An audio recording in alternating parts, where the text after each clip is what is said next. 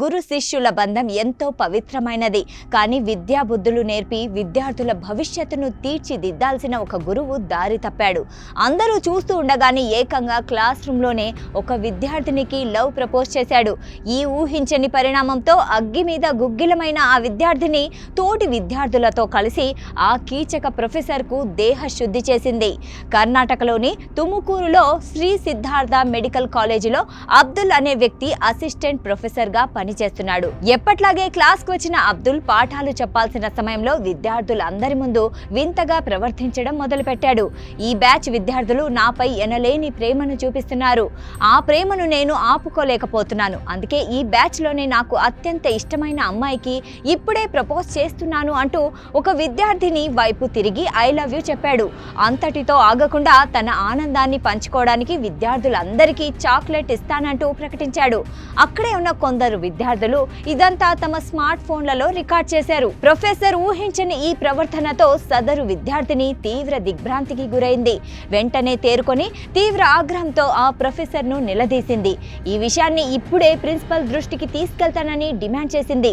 తాను చేసిన తప్పును కప్పిపుచ్చుకునేందుకు ఆ ప్రొఫెసర్ ఎదురు దాడికి దిగాడు. నువ్వే నాకు ముందు లవ్ ప్రపోజ్ చేశావు, అందుకు నా దగ్గర సీసీటీవీ ఫుటేజ్ సాక్ష్యంగా ఉంది. నువ్వు నాకు ఐ లవ్ యూ చెప్పలేదా అంటూ ఆమెనే తిరిగి ప్రశ్నించాడు. దీంతో మరింత మండిపడిన అమ్మాయి, నేను నీకు ఎప్పుడు చెప్పానో ఇప్పుడే నిరూపించు అని గట్టిగా నిలదీసింది. సమాధానం చెప్పలేక నీళ్లు నమిలిన అబ్దుల్, ఈ విషయం గురించి రేపు మాట్లాడతాను, ముందు చాక్లెట్లు తీసుకోండి అంటూ మెల్లగా క్లాస్ నుంచి జారుకునే ప్రయత్నం చేశాడు. అయితే ఈ ఘటన క్షణాల్లో క్యాంపస్ అంతటా దావానలంలా వ్యాపించింది. ప్రొఫెసర్ వికృత చేష్టల గురించి తెలుసుకున్న విద్యార్థులంతా ఏకమయ్యారు. క్లాస్ నుంచి తప్పించుకుని వెళ్తున్న అబ్దుల్ను అడ్డగించారు.